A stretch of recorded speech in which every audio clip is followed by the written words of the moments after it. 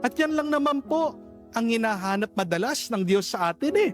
Sana naman kapag tayo din ay nagkakasala, kapag tayo din ay na-expose, kapag tayo din ay nahuli sa ating mga ginagawang kasalanan, matuto ka namang kapatid na magpakumbaba at aminin mo din ang iyong pagkakamali.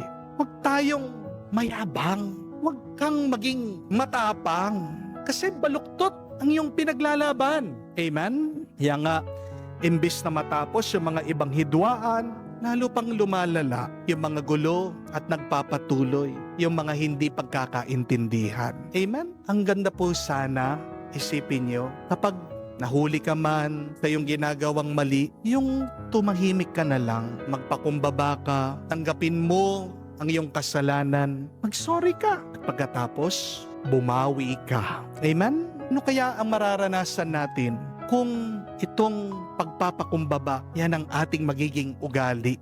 Diba? Magkakaroon po ng mas maraming tuwa, diba? Magkakaroon po tayo ng mas malalim na tuwa at kapayapaan. Lalahanin niyo po yung magnanakaw na pinako sa tabi ni Jesus doon sa Kalbaryo. Alam niya, nagkamali siya. Aminado siya, nagnakaw siya. Pero hanggang huli, humabol pa siya. Sisi siya, nagpakumbaba siya sa harap ng Diyos. Hindi siya kamuka ng isang magnanakaw sa kaliwa ng ating Panginoon.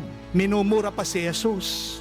Kaya ano yung naging sagot ni Jesus dito sa tinatawag nating the repentant thief? Ang sabi niya, truly, I say to you, today you will be with me in paradise.